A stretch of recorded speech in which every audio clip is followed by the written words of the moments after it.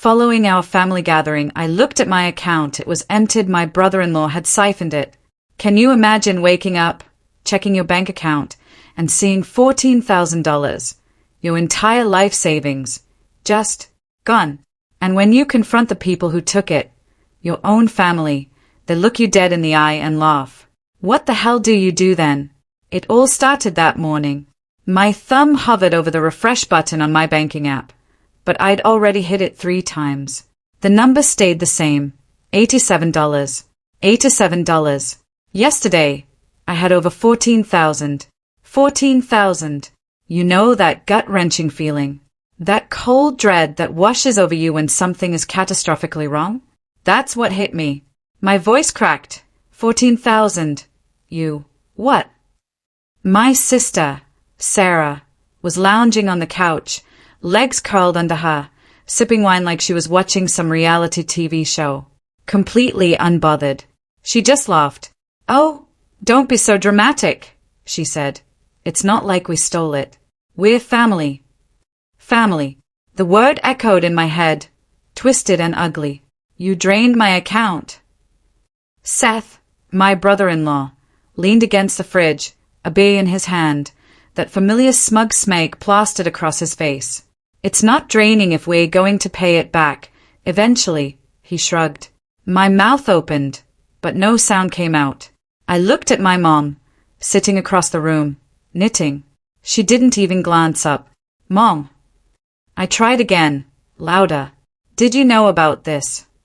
She sighed, like I'd just accused her of ruining dinner. "Sweetheart, you're always so sensitive. You have a good job. No mortgage. No kids. You live alone. You're fine." Fine? So that justified stealing from me? Language, Mason, my dad muttered from behind his phone, not even looking up. I turned to Sarah, my voice shaking with a rage I was desperately trying to keep bottled.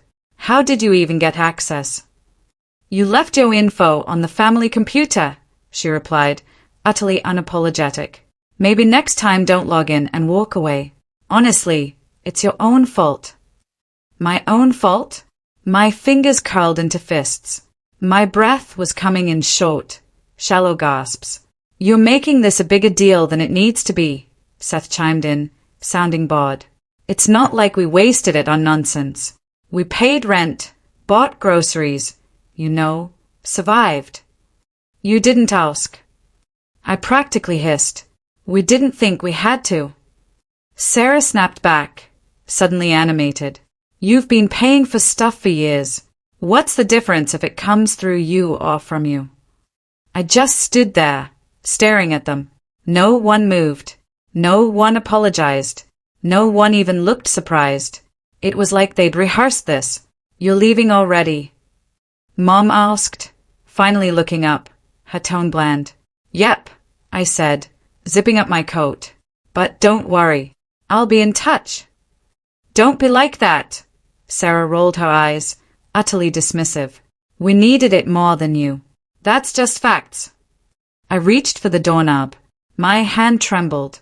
I paused, looking back at their unrepentant faces, their casual cruelty.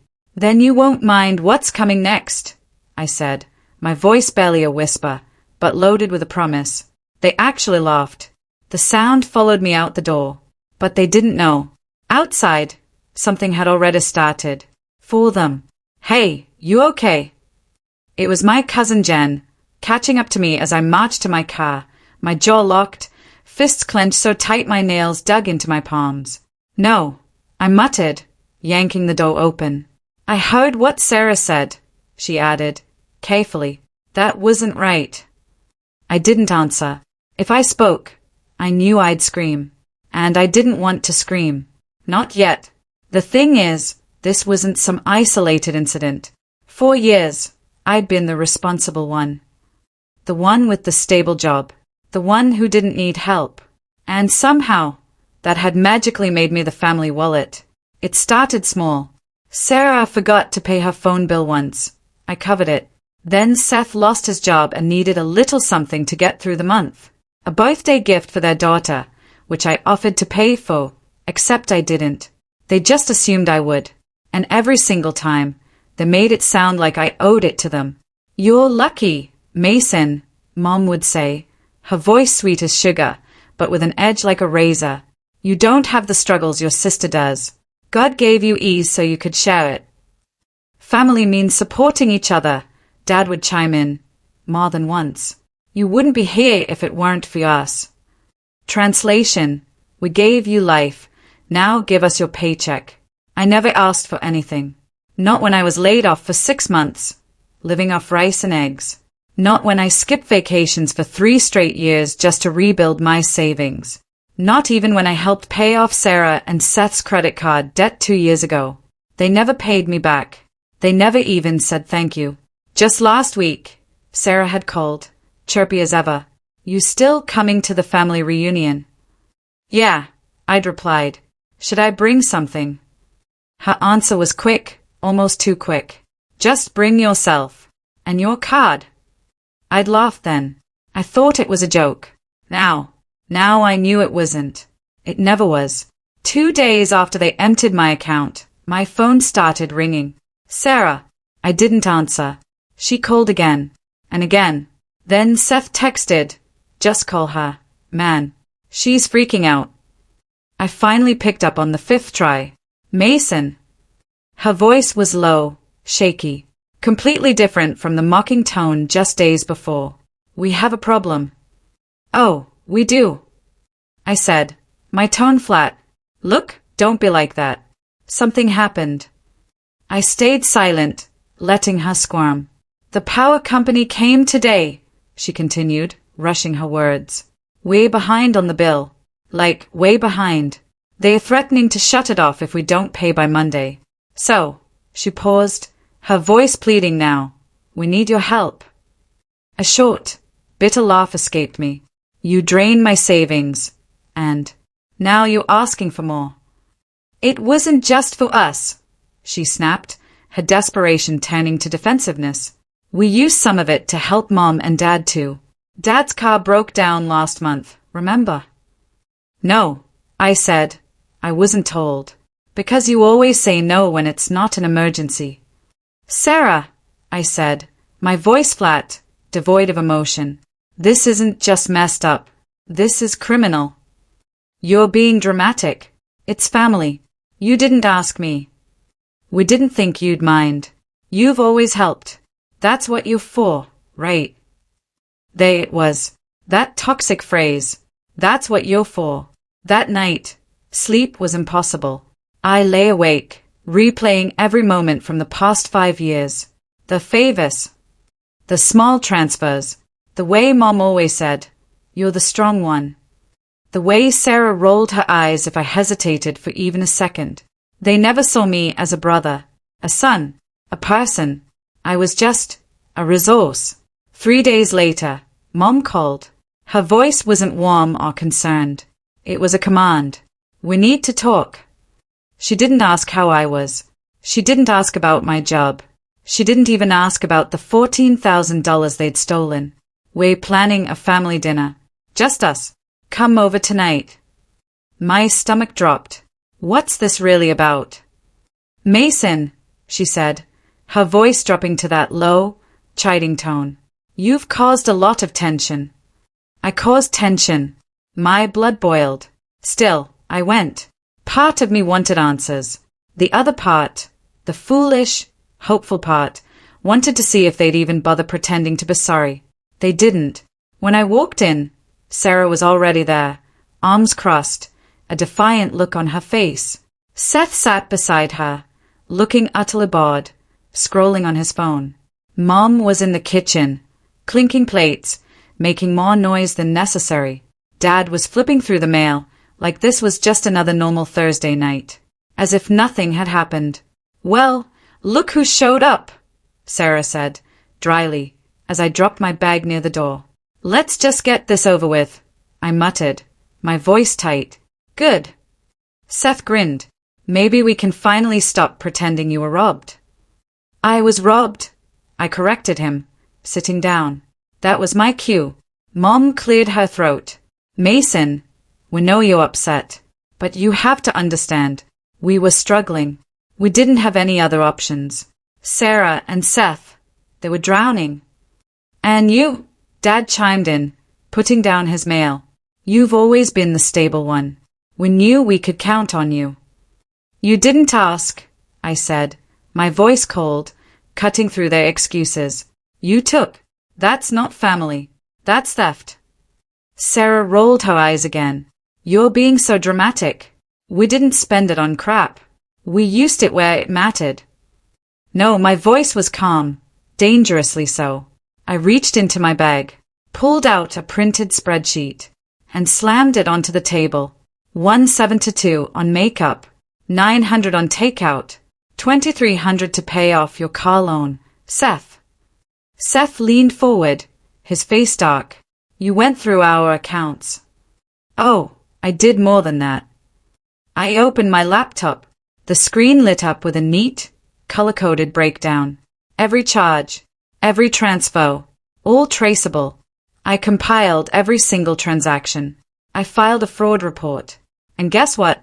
They got back to me. Sarah's eyes widened, her face draining of color. You didn't. Oh, I did. You called the police, she shrieked, jumping to her feet. I turned to Mom, who was now clutching her knitting needles, looking terrified. Still think this is just family business. This is insane. Dad snapped, finally showing some emotion. You want to put your own sister in jail. You put yourself there. Then came the knock. 3 hard, heavy pounds against the door. Sarah went utterly pale. Seth stood up, too fast, knocking his chair over. Mom gasped and backed away, stumbling. Dad froze. Open up, a voice shouted. Financial Crimes Unit. Knock, knock, knock. Seth turned to me, his voice a low, desperate whisper. Mason, tell me you're not serious. I didn't answer. I just walked to the door and opened it. 3 agents stepped in. Jackets marked with bold letters. One carried a clipboard. The second, a tablet. The third surveyed the room, his gaze sweeping over my shocked family. You Mason Carver? The lead agent asked, his voice calm, professional. Yes. Thank you for your cooperation. We'll take it from here. Mom covered her mouth, a stifled sob escaping. Sarah dropped back into her chair like her legs had given out. Seth stood there, dumbstruck, his beer still clutched in his hand. One of the agents turned toward them. You're listed as parties of interest in an open case of financial fraud and identity theft. Identity theft. Mom cried, horrified. He's our son. The agent didn't blink. Family ties don't make illegal activity legal. We didn't steal anything. Sarah wailed. We had a right. He always helped us. He always. Thinking you're entitled to someone's money doesn't make it yours, another agent said calmly. Remain seated, please. I just stood back and watched. For the first time in my life, they didn't talk over me. They didn't mock me. They didn't laugh. Mom turned to me, her voice shaking, eyes already filling with tears. Mason, please, we didn't mean to hurt you. We were just desperate. You've always been the strong one. You're the only one we could count on. I looked her dead in the eyes, my voice steady, cold. You don't get to cry now. She covered her mouth and sobbed, a raw, broken sound. Sarah tried to say something, but no words came out. Seth looked ready to bolt, but sat down abruptly under the agent's stare. You want to talk about what family is? I said, stepping forward, my voice resonating in the sudden silence. It's trust. It's respect. It's asking, not assuming, not stealing, not laughing while you bleed me dry. They said nothing, just stared. I grabbed my bag from the floor and turned to the lead agent. I'll be outside. And this time, they didn't stop me. You know that feeling. When you finally break free from something that's been suffocating you. It's not fireworks. It's quiet. I left the house in silence. No one chased me. No one called my name. For once, there was no guilt, no drama, no Sarah shrieking after me with her usual, How could you? Just the cold night air, and the sound of tires crunching behind me as the investigators escorted them out, one by one. I didn't stay to watch. That night, I just drove, without a destination, past closed coffee shops and glowing gas stations. My phone buzzed nonstop in the passenger seat. I didn't answer a single call. I didn't want to hear apologies shaped like excuses. By midnight, I ended up parked outside the only place that had ever felt like a safe harbor, my grandmother's old house.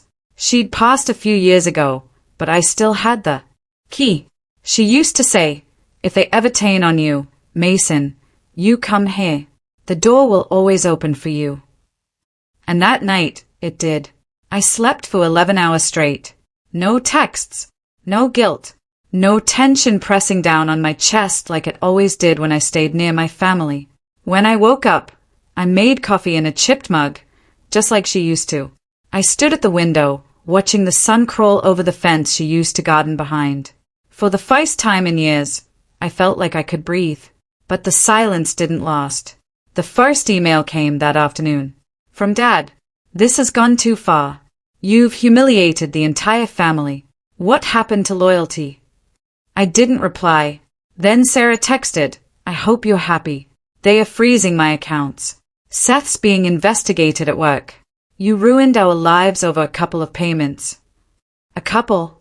Try tens of thousands of dollars. Try 5 years of silent sacrifice. Then came Mom. A voicemail. Her voice soft, cracking. You didn't have to do it this way. We could have handled it like a family, Mason. Sweetheart, please. They are threatening charges. They said we might lose the house. I replayed that line in my head. They might lose the house. And suddenly, I wasn't angry. I wasn't vindictive. I just didn't care. Because I had already lost a home years ago. The moment they decided I was worth more as a bank account than a son. 2 days passed. Then a message popped up from someone I didn't expect. Seth's sister, Kelly. We weren't close. Maybe said 5 words to each other at birthdays. But her text was simple. Just so you know, Sarah's trying to shift blame on you. Says you knew and approved the money transfers. There's a lawyer involved. Watch your back. I almost laughed. Even now, even with everything crumbling, she was still trying to spin it. That night, I called my lawyer. Send everything, I said. We're not just pressing charges. I want a restraining order too. But not every message was hostile. A week later, I got a short email from Kelly. I know we haven't spoken in years, but I just wanted to say, you were right about all of it. About how they treat you. About how toxic it's gotten. I used to think you were just cold. Now I think you were brave. I stared at her message for a long time. Brave. No one in my family had ever used that word about me. One morning, my phone rang again. Unknown number. I almost declined it, but something told me to pick up. Mason. The voice was small, hoarse. It's Sarah. I didn't say anything. She kept talking, rambling, barely catching her breath. Look, I know I messed up, okay? I went too far. I didn't think it would go like this. Seth's been suspended. Mom won't stop crying. Dad won't even speak to me. And you? She hesitated, a hint of her old venom creeping back in. You always had the power to ruin everything. And you finally did. I didn't speak for a moment. Then I said, flatly, I didn't ruin anything. I just stopped letting you walk all over me. Silence. Then, can you just stop it now? Drop the charges, please? I'll do anything. Just make it stop. I almost felt something. Almost. But then I remembered what she'd said that night. We needed it more than you. I smiled bitterly. No, I said. You made this mess. You live in it. And I hung up. That night, I cooked myself dinner in peace. Played my favorite album from college. Sat on the porch with a mug of coffee and watched the world go by. And for the first time since I was a teenager, no one asked me for money. No one guilt-tripped me. No one made me feel like I was only valuable if I was giving something. I wasn't their wallet anymore. I was just me. And that was enough. I'm not your bank. I'm not your backup plan. I'm done. It's strange how quiet peace is. No one tells you that. You imagine it'll feel like fireworks, or loud music, or some grand celebration. But for me, peace sounded like no one asking me for money. No one calling me selfish. No one sending long texts with, "Since you're the only one doing well." Just silence. Glorious. Uninterrupted. Silence.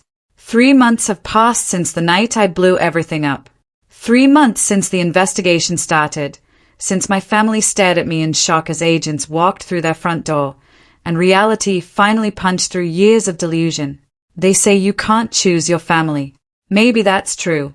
But you can choose how much of yourself you're willing to lose trying to keep them happy. And I was done losing. The fallout came fast. Sarah and Seth tried damage control first. A lawyer emailed my attorney, offering to privately resolve the situation. No apology, no ownership, just damage control. I told my lawyer, let it burn. A week later, Mom sent a letter, 10 pages, her handwriting still neat, but trembling in parts.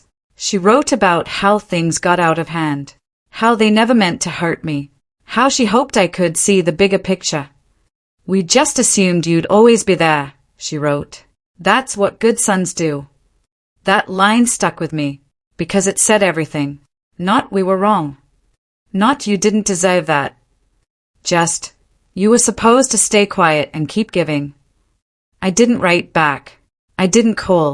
And for the first time in my life, I didn't feel guilty about it. I moved. New apartment. New state. No more accidental drop-ins from relatives. No more surprise visits from Sarah. I even changed my number.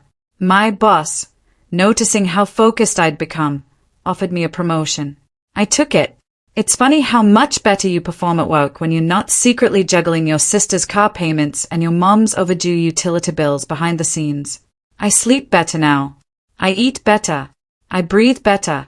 Because I'm no longer carrying 4 people on my back who refuse to say thank you. Then one morning, a letter showed up. No return address. Inside, a check for $1,200 and a handwritten note. I left him. You were right. I was scared, but watching what you did, it gave me the courage to walk away too. This is for everything you paid for Ellie, for the tablet, the rent, the clothes. I know Seth never thanked you, but I am. Thank you for being the example I needed. Kelly. I read it twice. Then I cried. Not out of sadness, not out of pain, but because for the first time, someone in that family saw me. Not as a wallet, not as a scapegoat, but as a person.